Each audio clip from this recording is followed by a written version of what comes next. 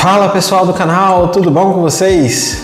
Estamos aí de volta, continuando com esse aprendizado aí, se aprofundando nas escrituras, fechando esse desafio mais um dia, a caminho, de fechar esse desafio até o final do ano. E hoje mais 7 capítulos do Gênesis 22 ao 28.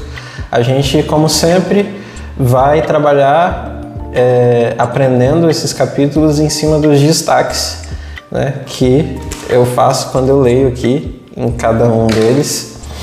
E hoje a gente vai junto mais uma vez. Se inscreva no canal, curta o vídeo e compartilhe com quem você ama. E vamos lá! Então vamos lá hoje, nosso começo, capítulo 22. Esse capítulo é um capítulo que vai falar sobre o Monte Moriá. Moriá, que é uma palavra que significa ordenado, ou seja, Deus dá uma ordem a Abraão, que é uma ordem que na verdade expressa uma aprovação, onde o filho da promessa já nasceu, já é grandinho, consegue carregar lenha, um pouquinho de lenha, e Deus pede para que o filho de Abraão, que é Isaac, pede para que Abraão sacrifique o seu próprio filho. E esse capítulo ele é muito forte para falar sobre Jesus. Ele aponta muito claramente para Jesus e a gente vai entender um pouco disso aqui agora. O primeiro destaque fica por conta do verso 2. Diz assim: Então disse Deus: Tome seu filho, seu único filho, Isaque, a quem você ama, e vá para a região de Moriá. Sacrifique-o ali como holocausto num dos montes que lhe indicarei. Região de Moriá. No monte, na região de Moriá. Bom, aqui nesse versículo, a gente tem que ficar atento e muito atento a um padrão que vai se repetir durante esse capítulo várias vezes. Se eu não me engano, são 3 vezes. Onde Deus vai falar assim: Tome seu filho, seu único filho, a quem você ama.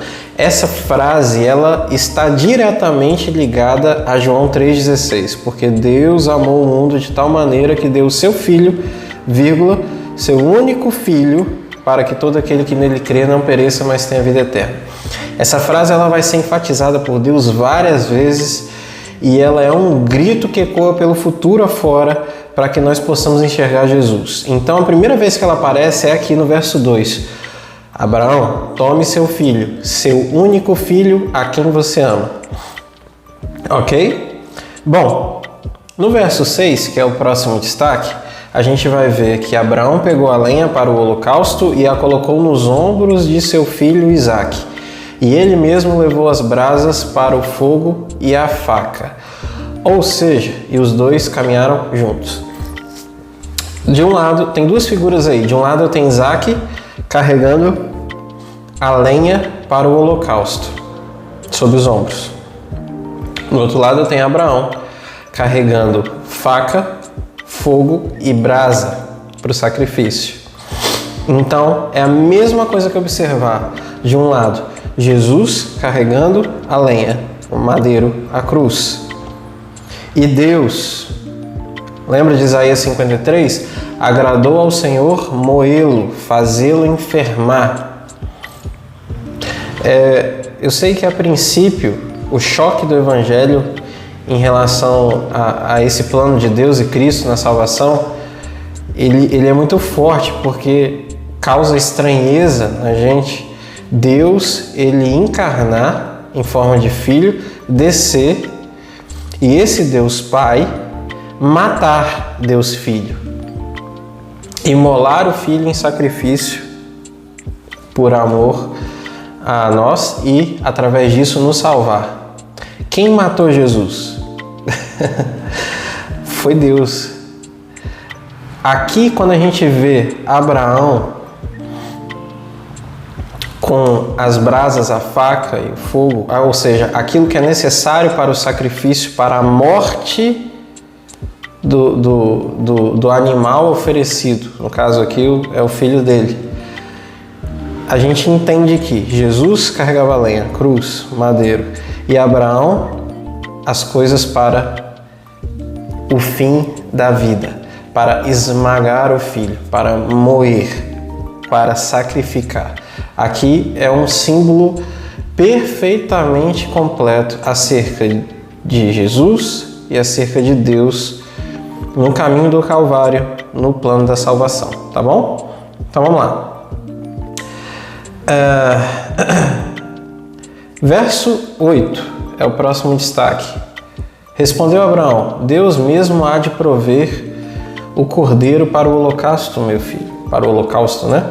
E os dois continuaram a caminhar juntos. Chegou um momento que Isaac, esperto que era, começou a perceber que estava tudo para o sacrifício ali, né? Lenha, fogo, faca, brasa. Mas cadê o animal? E essa foi a pergunta. Cadê o animal? Quando Abraão responde essa frase assim, que saiu do coração de Abraão, vai saber com quanta emoção e sentimento essa frase foi carregada e foi liberada para que a gente pudesse, pelos séculos dos séculos à frente, ainda ter contato com essa frase. Ela propositalmente foi preservada por Deus nas Escrituras, porque ela é muito futurista, ela é muito profética. Respondeu Abraão: Deus mesmo há de prover o cordeiro para o holocausto, meu filho. Quem proveu a tua e a minha salvação? Quem proveu o sacrifício definitivo? Lembra lá no Éden? Adão e Eva pecaram. O primeiro sacrifício foi feito por Deus a fim de que eles fossem cobertos em sua nudez com a pele de animal, não é? E a fim também, obviamente, que eles não fossem aniquilados logo ali, porque eles precisavam aprender a lei soberana no universo. Se você peca, você merece morrer. Se você não vai morrer, quem vai morrer no seu lugar? Entende? Então, quando Abraão libera essa frase, Deus mesmo há de prover o cordeiro, essa frase ela é muito verdadeira e ela é eterna. Porque na cruz, Deus proveu o cordeiro necessário para que os nossos pecados fossem purificados. A expiação, o sacrifício que resolve todas as coisas, Deus proveu o seu próprio cordeiro, Jesus, para que nós fôssemos salvos. Muito forte, né? Verso 12. Novamente vamos ver uma repetição do padrão. Quando Abraão ia descer o cutelo para imolar ou matar seu filho, veio uma voz do céu que disse: não toque no rapaz. É o que está nesse versículo 12. Disse o anjo: não lhe faça nada. Agora eu sei que você teme a Deus. Agora presta atenção. Porque não me negou seu filho, vírgula, seu único filho. A repetição da frase anterior, que converge exatamente com João. Cara, a gente precisa notar essas coisas, porque sem a fé e o entendimento de que Jesus é o Filho de Deus e que a Bíblia inteira gira em torno de Jesus, porque Jesus é o Logos, o Verbo, não é? E o Verbo estava com Deus, ou seja, fonte de toda sabedoria, conhecimento e poder. Tudo é Jesus. A Bíblia tem que ser lida a partir da promessa de Cristo, lá em Gênesis 3,15, a partir do sonho de reconciliação de Deus com o homem, que exatamente tem a ver com a possibilidade desse sonho ser real por causa de Jesus, do plano da Trindade para nos salvar. Então, novamente uma repetição, agora a segunda, né? A primeira lá em cima, temos uma repetição, ou seja, a segunda menção da frase: não me negou seu filho, seu único filho. Deus está gritando para a gente, para olhar para Cristo aqui, tá? Bom, verso 16. E disse: juro por mim mesmo, declara ao Senhor, que por ter feito o que fez, terceira, não me negando seu filho, vírgula, seu único filho. É um grito profético do Espírito de Deus para que pudéssemos olhar para Jesus aqui. E o mais curioso disso tudo é notar notar claramente como que um homem íntimo de Deus, como que a convivência, a comunhão profunda com Deus, que é o propósito maior da existência de qualquer ser humano sobre a Terra, né? Ela faz com que Deus e o homem sejam imagem e semelhança. Obviamente, o homem nunca será Deus. Inclusive, com o corpo glorificado no céu, santo, incorruptível, não teremos ainda assim a santidade de Deus. Isso é óbvio. Só que não é assustador você ver que, da mesma maneira que Deus dispôs em seu coração sacrificar seu único filho para a nossa salvação, por amor, um homem que se torna adorador e tem comunhão profunda com Deus, não tem problema em fazer aquilo que também desejou o coração de Deus. Ambos se parecem, imagem e semelhança. Ele teria coragem de sacrificar seu filho, seu único filho, como Deus teve. Tem um princípio muito forte aqui que a gente precisa entender. Por que Deus quer que nós o adoremos? Será que é uma espécie de egoísmo? Será que, como os gregos pensavam, se os deuses pararem de ser buscados, eles vão enfraquecer e desaparecer? Deus precisa da sua busca, da sua adoração. É algo que é vital para Ele? Não tem nada a ver com isso. A grande questão é que Deus sabe que um homem adorar a Ele é o melhor que esse homem pode ter para chamar de vida. Você e eu, qualquer pessoa, nós nos tornamos aquilo que nós adoramos. Isso é um princípio. Quando a sua vida é adorar e ter comunhão com Deus, você automaticamente vai se parecendo com a revelação maior de Deus, que é o quê? Jesus. Você se parece com aquilo que você adora. E qual a melhor coisa que você pode se tornar? Alguém como Jesus. Isso é vida de verdade. Adorar a Deus, portanto, é o melhor que você pode esperar da vida. É a melhor coisa para se viver. Aliás, é vida de verdade, entendeu? Então, Abraão aqui, em sintonia profunda com o Senhor, tem a ousadia de cumprir algo que Deus e ele fariam. Eles estão conectados, eles são íntimos, eles são amigos, tá? Vamos lá. A gente sabe da história, né? A vida de Isaac foi poupada, apareceu um carneiro preso pelos chifres e ele foi sacrificado no lugar. Aqui nós temos nessa história, né? No final dela, muitos pensam, que final lindo. Na verdade, isso não é um final. Isso é uma pausa no script, no roteiro, porque a cena final ia ser gravada depois, lá no Calvário. Porque lá no Calvário, a mão do Pai, com o cutelo, termina de descer sobre o Filho, em nosso favor. E ele é completamente aniquilado em seu corpo, para poder encontrar a morte e vencê-la, para que nós não morrêssemos nunca mais. Daria para falar disso horas e horas e horas, mas vamos seguir. Bom, verso 23, a gente vê, ainda no 22, né? A personagem Rebeca entrando em cena, sendo contada na genealogia, ligada à família de Abraão, portanto a família de Isaac, para a gente entender que eles vinham lá daquela terra original de onde Abraão saiu, portanto não ia ser um cruzamento de raças, mas uma continuação da linhagem que Deus, vocês vão ver, ele sempre protege na história até que venha Jesus, tá?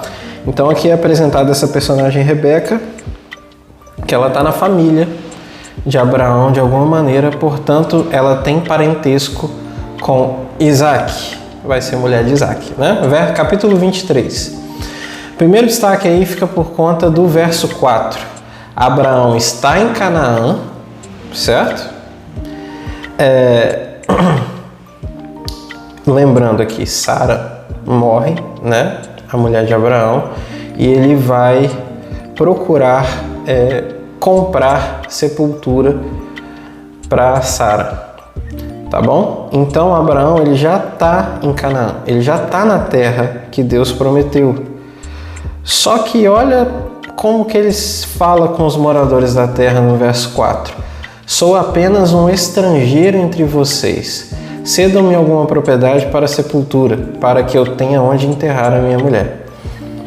Por mais que Abraão estivesse na terra de Canaã, ele se refere não como alguém pertencendo àquela terra, sendo que aquela terra era a terra da promessa, mas ele se refere a ele mesmo estando naquela terra como um estrangeiro. É muito importante a gente entender isso, porque lá em Hebreus 11, você pode conferir aí, no verso 9 e 10, a gente vai descobrir por que dessa fala de Abraão. Hebreus 11, 9 e 10 diz assim: pela fé peregrinou na terra prometida como se estivesse em terra estranha. Viveu em tendas, bem como Isaque e Jacó, co-herdeiros da mesma promessa, pois ele esperava a cidade que tem alicerces, cujo arquiteto e edificador é Deus. Uau! Né? A gente vê desde o início que os homens pelos quais Deus trabalha, as linhagens, aqueles que são os personagens principais, né, no Antigo Testamento, todos eles andam em fé. Todos. A fé, independente de qual aliança está em vigor, ela é sempre o principal, a lei maior. O justo viverá pela fé. É tudo pela fé, tá? Tudo pela fé. Então, Abraão se referia a si mesmo como estrangeiro porque ele, apesar de estar na terra prometida, por dois motivos, né? A promessa era que um dia seria dado à sua descendência. Então, ele estava aguardando o dia que a descendência dele ia conquistar a terra quando fosse um numeroso povo, que é outra coisa que está na aliança, ok? Essa é a parte natural. Mas em Hebreus a gente lê também que pela fé, apesar daquela terra ser aquela terra, ele sabia em seu íntimo que tinha um outro lugar, entendeu? Tinha um outro lugar que era o principal. O lugar onde Deus mora é o lugar que eu quero estar. O lugar onde Deus está é o lugar que eu quero estar. Bom, a gente vai ver toda a negociação para a compra do túmulo e nessa negociação você vai ver como a característica de pacificador de Abraão fica muito evidente. Ele insiste em pagar, ele faz questão o tempo todo de fazer aquilo que é justo, tá? Fica a dica. Capítulo 24. Verso 2 é o primeiro destaque, tá bom? Abraão já estava velho e agora o projeto era o quê? Casar o filho, Isaac, certo? Bom, para isso, ele entende que Isaac não poderia voltar à terra da família, porque o lugar de Isaac ficar era na terra da promessa. Então alguém precisava ir lá, porque as linhagens não podiam se cruzar. O povo, a linhagem que viria o descendente, ela teria que ser pura, tá? Então tinha que ser alguém da família de Abraão. Abraão tinha todo esse entendimento, tá? Então ele manda o servo voltar ao lugar onde estavam os seus outros parentes para encontrar a mulher para o seu filho Isaac. E aí no verso 2, que é o primeiro destaque, eu destaquei isso aí para a gente entender traços culturais assim que para nós são absurdos hoje, mas na época não eram, tá? Então se prepara. Disse ele ao servo mais velho da sua casa, que era o responsável por tudo quanto tinha: ponha a mão debaixo da minha coxa e jure pelo Senhor, Deus do céu e da terra, que não buscará mulher para meu filho entre as filhas dos cananeus, no meio dos quais estou vivendo, mas irá à minha terra e buscará entre os meus parentes uma mulher para meu filho Isaque. O servo tinha que botar a mão por debaixo da coxa para fazer o juramento. Esse era o juramento, o ritual de juramento máximo da antiguidade. O que ele queria dizer? Bom, primeiro você precisa entender que é um eufemismo aqui, uma linguagem de alívio, principalmente da parte dos tradutores, em falar essa frase, põe a mão debaixo da minha coxa, porque na verdade a mão ela ia por baixo da coxa, mas ela finalizava por baixo da bolsa escrotal. É isso mesmo que você está pensando. Os judeus entendiam que do órgão genital masculino provinha a matéria-prima para que fosse gerado vida na mulher. E não havia no corpo nada que fosse mais sagrado do que aquela região. Tanto é que a circuncisão era feita ali perto. Então, quando a gente lê debaixo da coxa, a gente precisa ter essa noção de profundidade do que importava esse gesto na época, tá? Esse juramento, provavelmente esse servo era não só um servo mais experiente, mas era o mais confiável. Então ele não podia pensar em fazer mais nada enquanto aquela ordenança não fosse cumprida. Vocês estão entendendo? Por isso o servo agora só tem uma missão na vida, ele não pode morrer sem cumprir.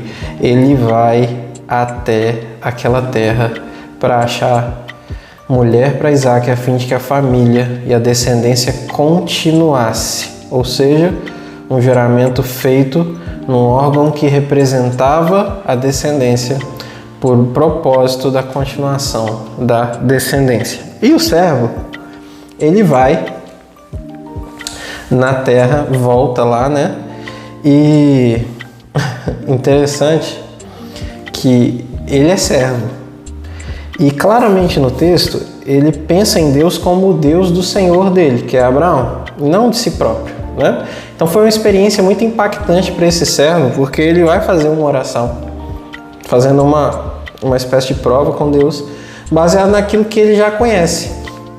Como ele era servo, ele pede a Deus, então, que a mulher correta, ela seja uma mulher que sirva. É interessante isso, né? Como ele pediu uma mulher que viria para retirar a água do poço, um costume que perdura por milênios, né? Que até os tempos de Jesus, lógico, e essa mulher ia tirar a água do poço, ia oferecer e dar de beber para ele, mas também para os 10 camelos que ele estava levando.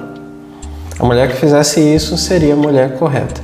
Ele pensou na mulher com um perfil de serva, que era o perfil dele, mas não só pelo perfil dele.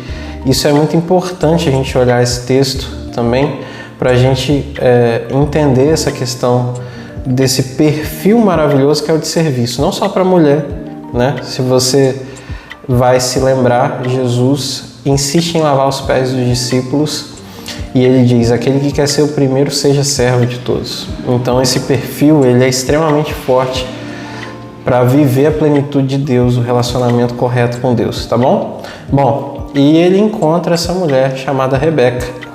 Mas é interessante que Abraão fala com ele uma coisa muito legal no verso 8. Ele diz assim: então, se a mulher não quiser vir, você estará livre do juramento, mas não leve o meu filho de volta para lá. Primeira parte desse versículo. Esse versículo é dividido em duas partes: a vontade da mulher e a repetição da questão de que Isaque não poderia voltar para lá, porque ele deveria ficar na terra que o Senhor prometeu. E a gente vai se concentrar na primeira parte do versículo, tá? Até que ponto o judaísmo, ou até que ponto a forma como Deus pensa e dirige seus servos na cultura ela é machista. Repara, a gente está aqui há milênios antes de Cristo. E a gente está vendo um patriarca que tem plena comunhão com Deus falar uma coisa que era contra a cultura. O cara fala, se a mulher não quiser vir, você estará livre do juramento.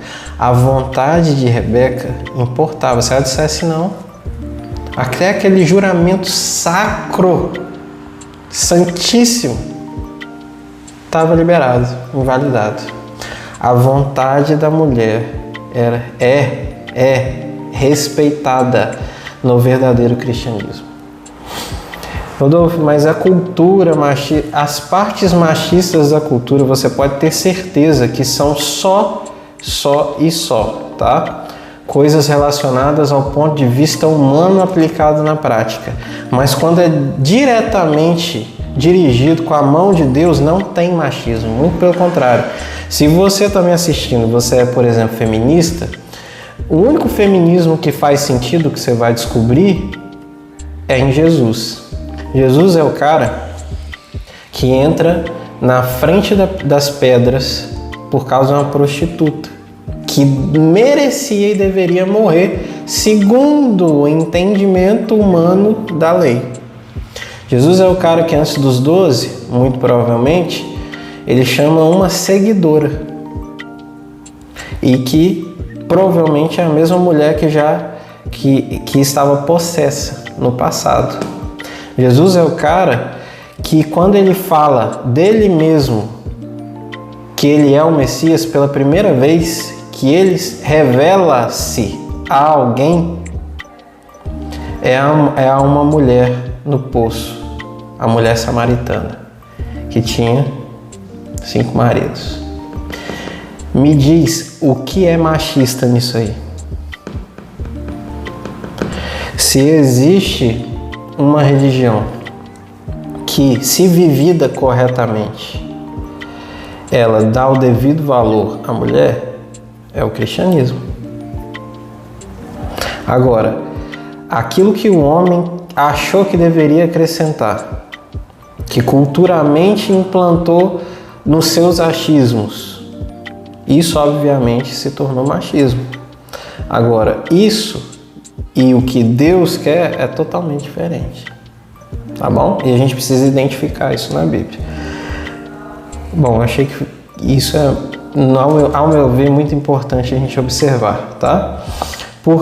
Até porque nesse capítulo isso vai ser repetido de novo, que é o próximo destaque, verso 57 e 58.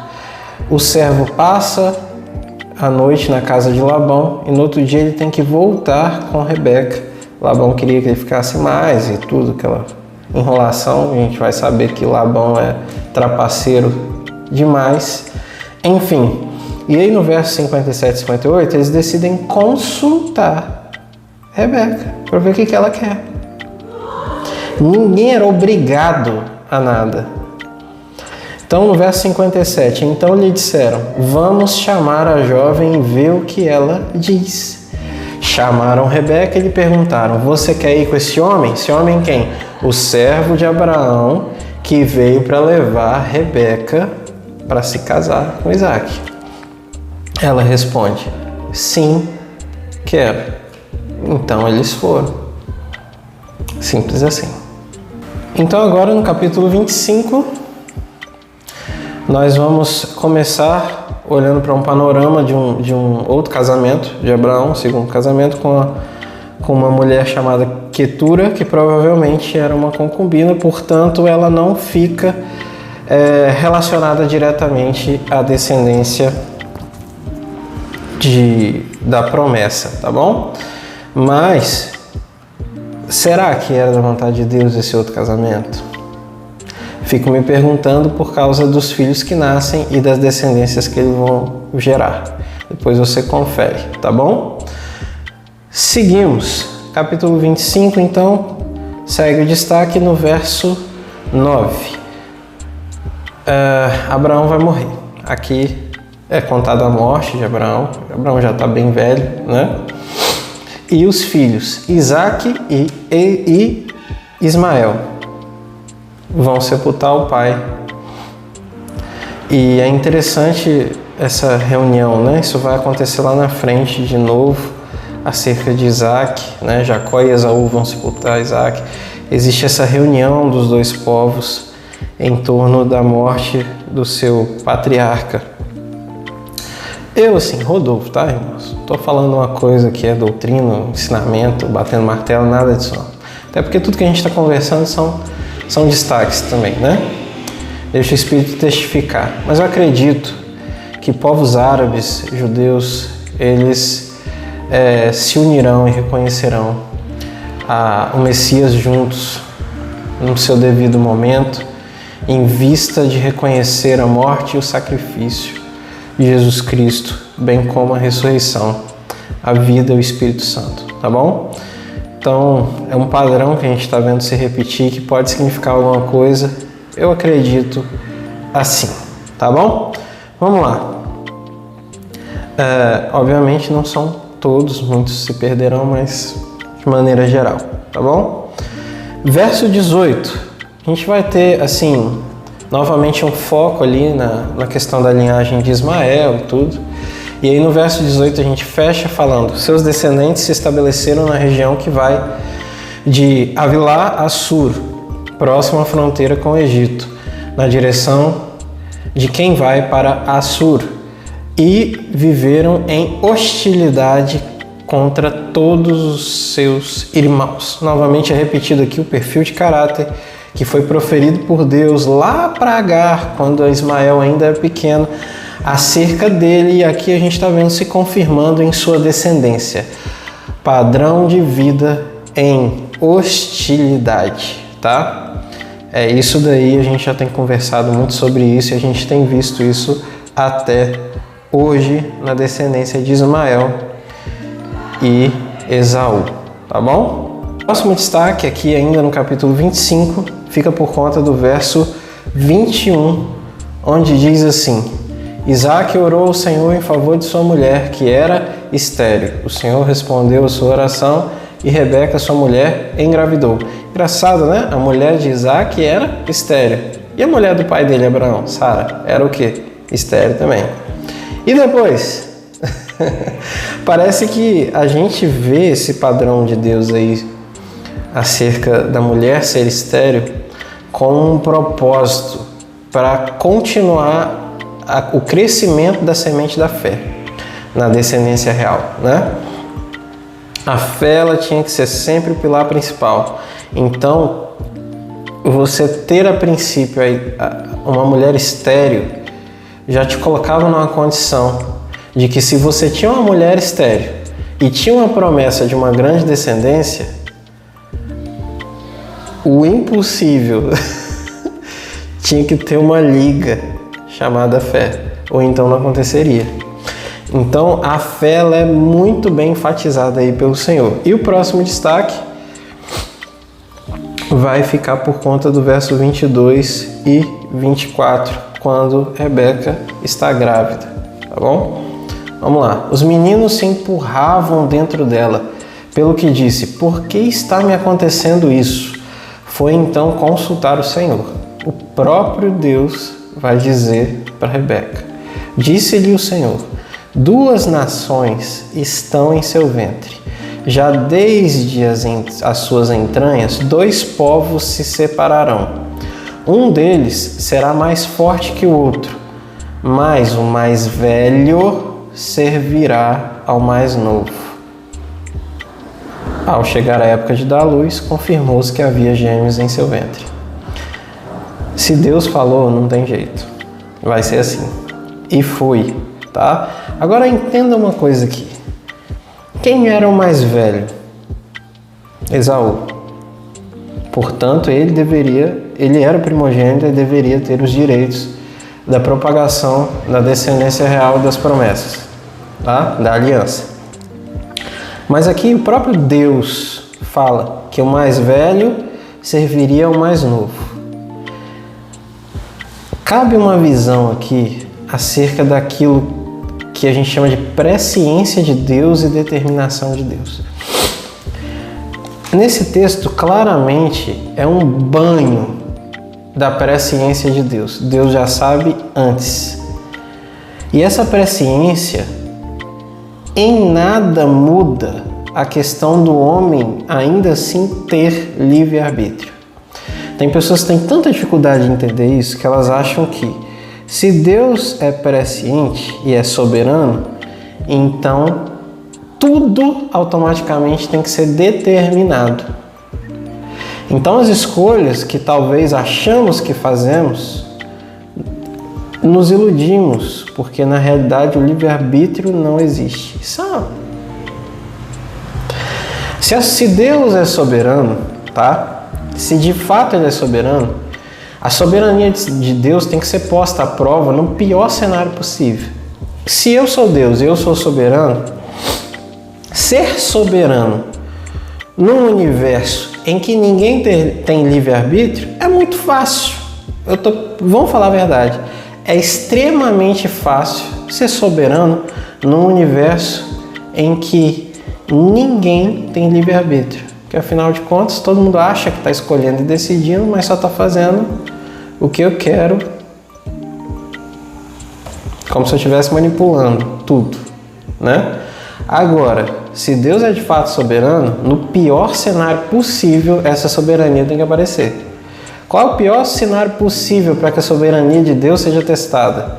Num universo em que todos fazem o que querem. E às vezes Deus determina, e às vezes mesmo as pessoas fazendo o que querem, se foi já liberado por Deus determinado, vai convergir no final para acontecer aquilo que Deus falou. Isso é ser soberano. É acontecer aquilo que você disse com todas as variáveis possíveis contra. Você está entendendo? Isso é ter todo o poder. E aqui a gente vê claramente isso. Deus já determinou em sua presciência que o mais velho seria escravo do mais novo. Então o que Deus está falando? Que o mais novo, que a gente sabe que é Jacó, ele vai seguir a descendência e permanecer com a aliança.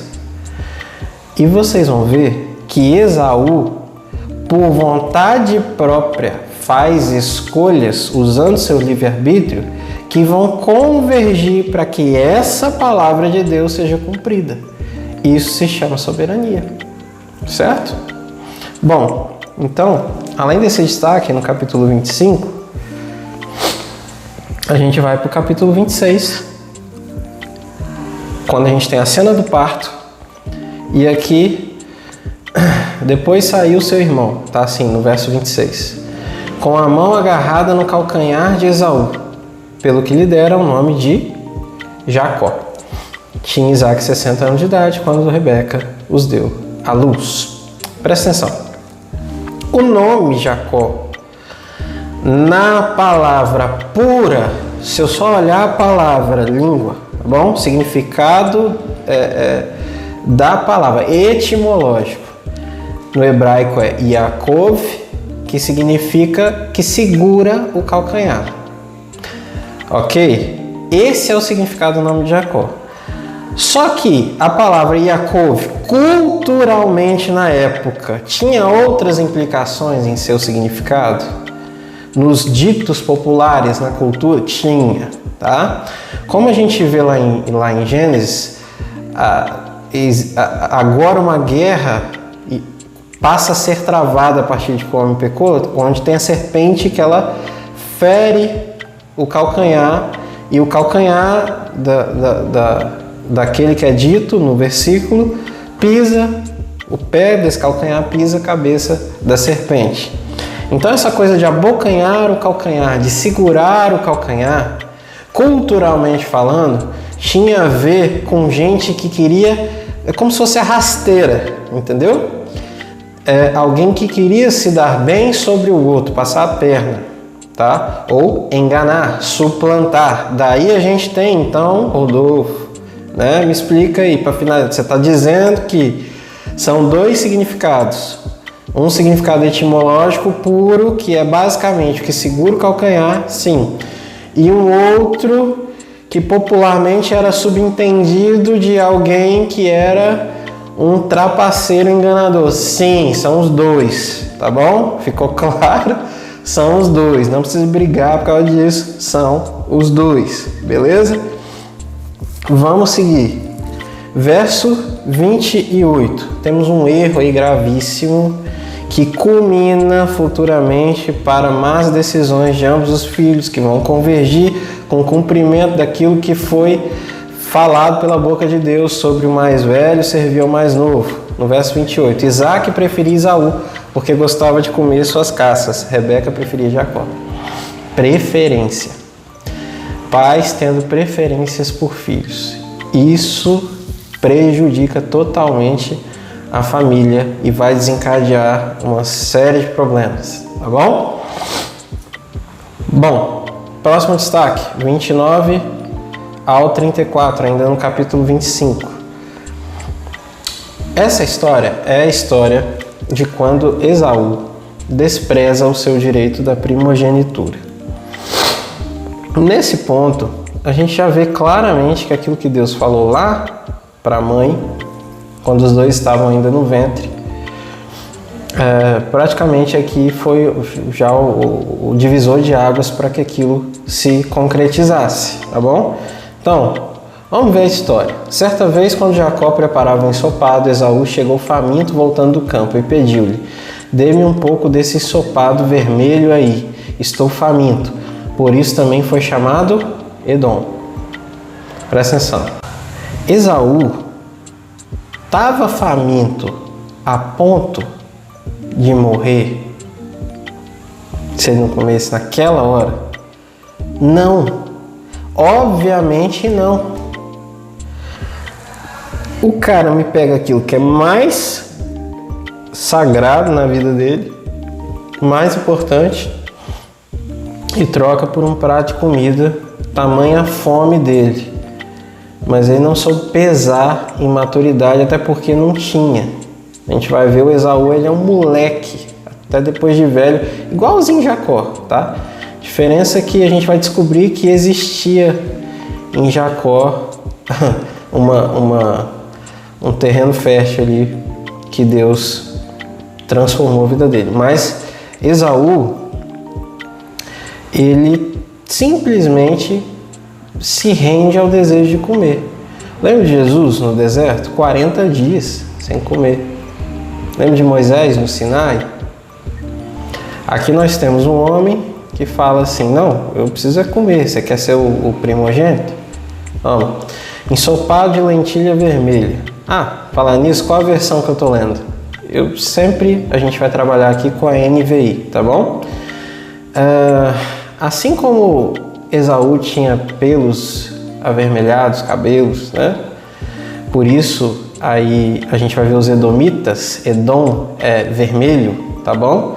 Aqui ele come ensopado de lentilha vermelho. É engraçado isso, né? Parece que a Bíblia está meio que deixando um simbolismo pra gente que Saul queria se encher mais ainda de si mesmo, tá? Como se fosse uma espécie disso, né? E ele vai ser pai dos edomitas. Bom, a gente sabe a história. Jacó briga: não, você quer comer? Jura que agora eu vou ser o mais velho no seu lugar. Falou, beleza, e foi comer. E com certeza ele, tá? Mas a coisa já estava feita, tá bom? Então não precisa achar que foi injustiça ou nada nesse sentido, beleza? Foi o que ele escolheu, tá bom? Bom, capítulo 26. Capítulo 26. Primeiro destaque, verso 2. Lembra que eu falei sobre cronologia? A Bíblia não está no Antigo Testamento, principalmente no Pentateuco, contando histórias de maneira cronológica, mas pelos fatos em si. Então aqui a gente tem uma parada na história dos filhos para voltar lá atrás, tá? Quando Isaac, houve uma fome, Isaac foi proibido por Deus de ir ao Egito, né, por conta da promessa da terra e tudo mais, e ele vai para o reino de Gerar, onde Abimeleque era rei, lá no lugar onde os filisteus habitavam, tá bom? Bom, então aqui não é Isaac, não é Jacó e Esaú, mas a gente está falando de novo de Isaac aqui numa terra, tá bom? Em que ele foi buscar alento para a fome que se instaurava onde ele estava, beleza? Então o primeiro destaque fica exatamente por conta do verso 2, em que Deus o proibiu de ir ao Egito, tá? Haveria um momento certo de Israel ir ao Egito, e esse não era. Então Deus diretamente proibiu, tá? Muito bem. Próximo, Deus vai reafirmar a aliança e tudo mais, e aí o próximo destaque fica por conta do verso 5. Porque Abraão me obedeceu e guardou meus preceitos, meus mandamentos, meus decretos e minhas leis. Como que Abraão guardou, por exemplo, decretos e leis, se a lei foi entregue só a Moisés no Sinai? Pois é, pensa aí, né? Aqui, eu penso que esse texto ele revela muito acerca de que Abraão teve comunhão profunda com o coração e o caráter de Deus e, portanto, desenvolveu uma vida de amar a Deus sobre todas as coisas e ao próximo como a ele mesmo. A gente vê isso claramente, tá? Principalmente quando ele vai buscar sepultura ali para Sara. E isso é ou não é o cumprimento da lei? Além disso, a gente tinha a obediência à ordenança da circuncisão, tá? E, além disso, o crer nas promessas da aliança que tinham em si já ordens. Por exemplo, sai da tua terra. Saiu. Então, a lei e os decretos aqui se referem a tudo aquilo que encrustado estava no coração de Deus e que Abraão teve acesso pela fé e pela comunhão, e ao mesmo tempo tudo que foi obedecido que fazia parte da aliança. Beleza? Entendido? Então, a gente vê agora Isaac chegar nessa terra, onde ele vai buscar alento para uma situação de fome, né? Que é a terra dos filisteus, e olha que incrível, Isaac vai fazer a mesma coisa que Abraão, seu pai, fazia. Chegava numa terra, não conhecia ninguém, ficava com medo de morrer porque tinha uma mulher muito bonita, Rebeca, e ele começou a falar para todo mundo que Rebeca era irmã dele. A mesma situação, a mesma mentira, e isso ensina muito pra gente, porque chega um ponto que eles não vão fazer isso mais. E o que isso nos ensina? Nós estamos condicionados, e grava a palavra que eu vou falar agora, a provavelmente, não certamente, a provavelmente repetir os erros de nossos pais. Se em nossa vida a maldição encontrar pouso, a partir do momento que a nossa vida é uma vida que não permite mais que a maldição pose, então estamos livres de repetir as iniquidades de nossos pais. Mas enquanto não é assim, estamos condicionados a provavelmente, fortemente, continuar uma corrente, um ciclo de erros, tá bom? E novamente, mas a Sara era, de certa forma, parente de Abraão. Mas Rebeca, de certa forma, era parente de Isaac. Não importa, não era irmã, apesar de haver um costume na época de chamar de irmão e tudo mais. E a mentira é caracterizada porque era uma situação que a todo custo foi dita uma inverdade para que houvesse um benefício próprio de quem proferiu. Isso é mentira. Isso é mentira. Medo de morrer fala uma coisa que não necessariamente é aquilo que é. Tanto é que se não fosse mentira, Deus não precisaria entrar fortemente corrigindo com praga e maldição sobre aqueles que iam tomar as mulheres desses patriarcas. Aqui não foi tão feio como o que aconteceu com Sara, né? E não deu tempo assim de ficar uma coisa bem nojenta, né? Mas aconteceu. E aí Abimeleque devolve a mulher e Isaac enriquece mais, né? Por conta de oferta por causa do pecado que eles cometeram de pegar Rebeca como esposa. Enfim, Isaac enriquece mais nesse capítulo.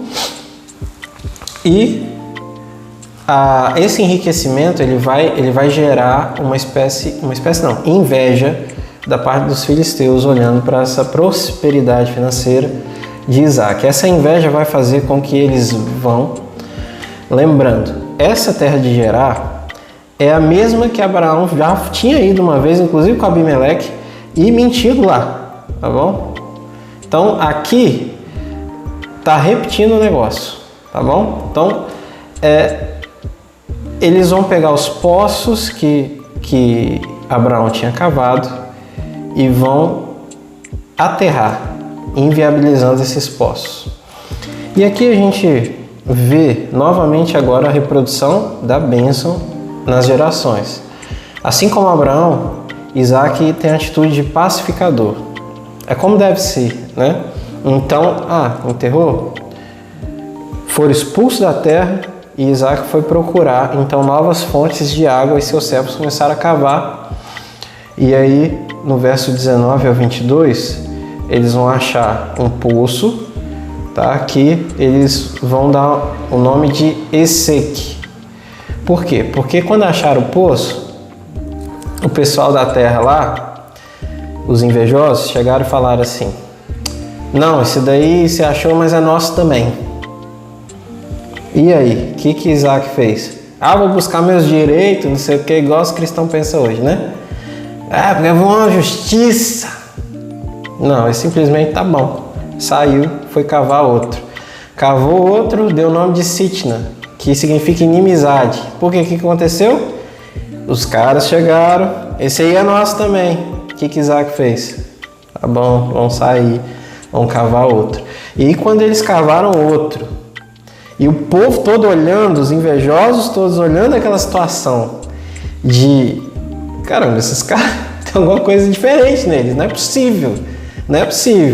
Eu achei que ia vir guerra, achei que a gente ia se matar na espada aqui por causa desse esposo, mas ele simplesmente sai e vai fazer outro. No outro, ele encontra água e o nome do poço é Reobote, é lugares amplos, é o significado, né? E eles olham aquilo e reconhecem, não, Deus está com esse homem.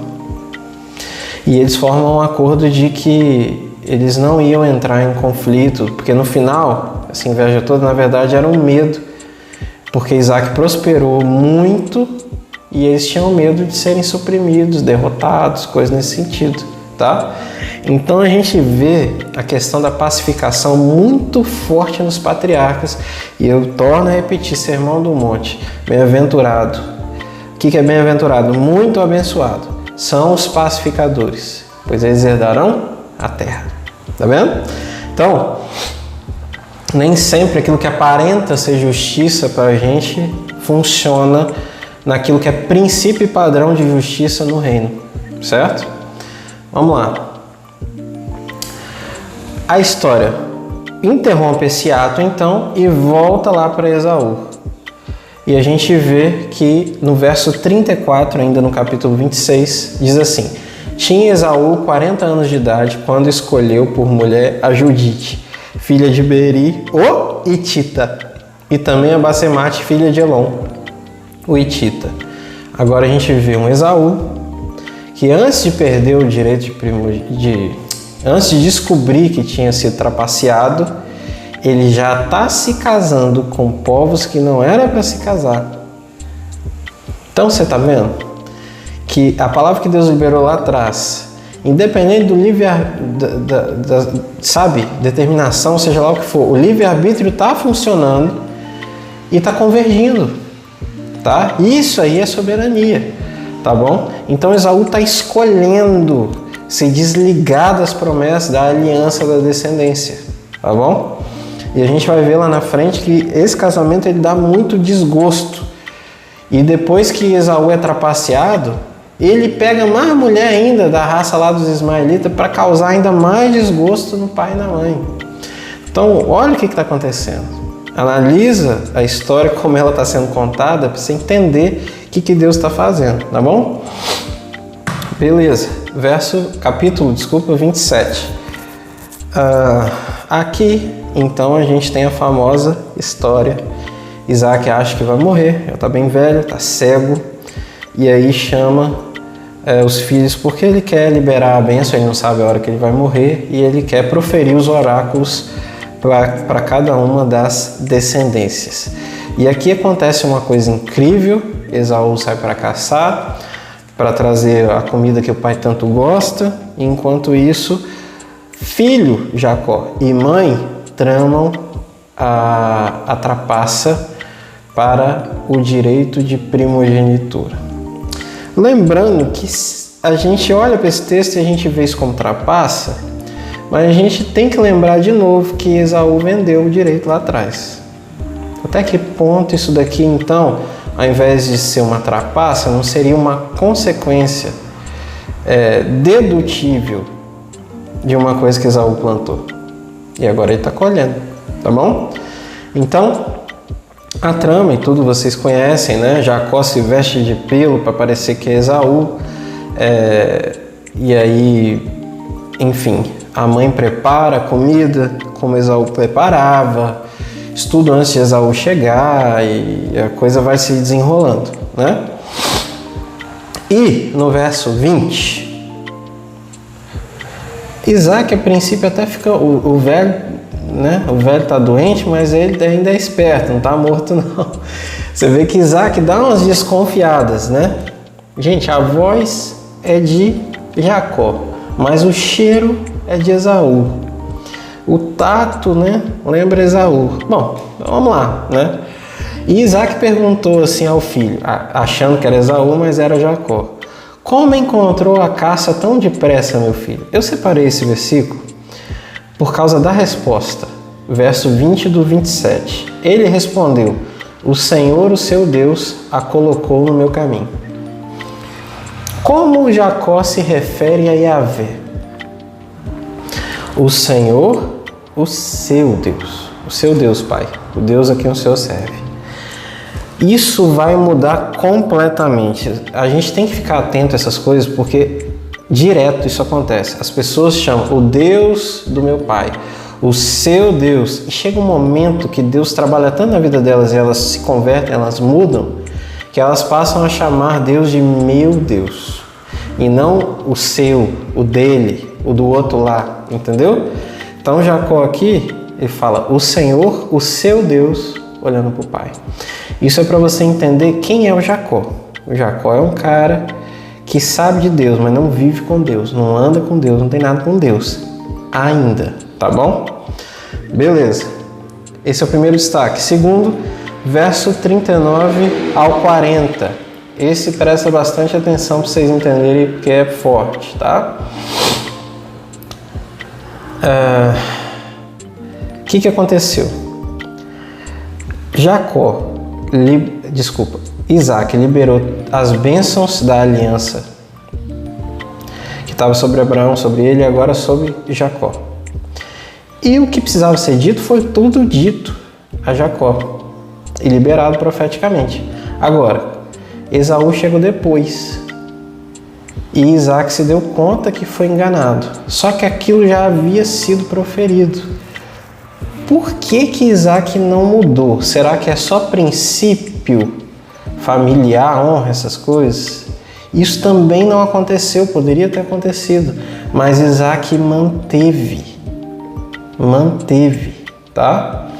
Então, quando Esaú chega chorando, desesperado, porque ele se deu conta do que aconteceu, ele fala: não sobrou nenhuma bênção para mim, qualquer coisa.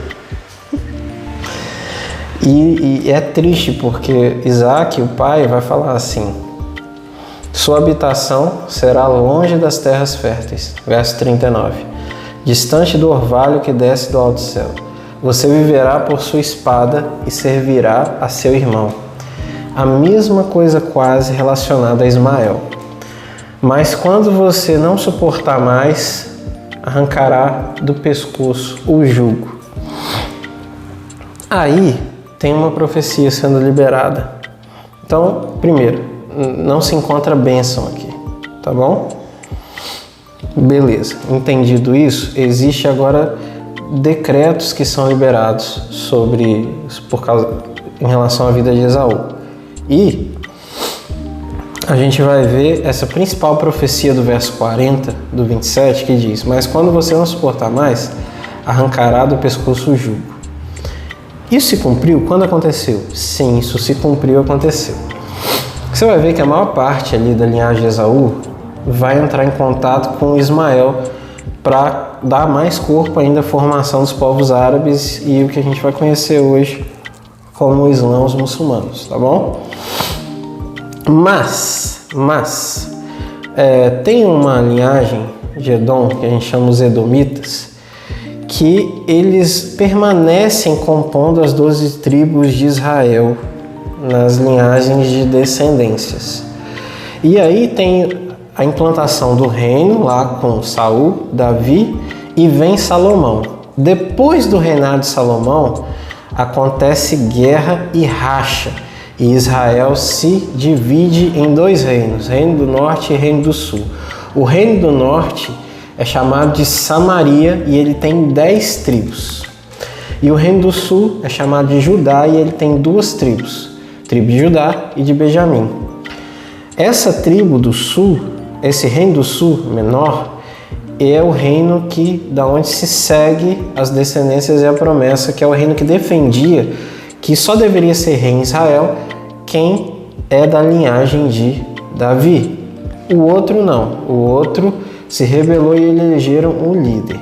Essa rebelião tinha um homem chamado Haddad, que era descendente direto dos Edomitas, portanto, descendente de Esaú.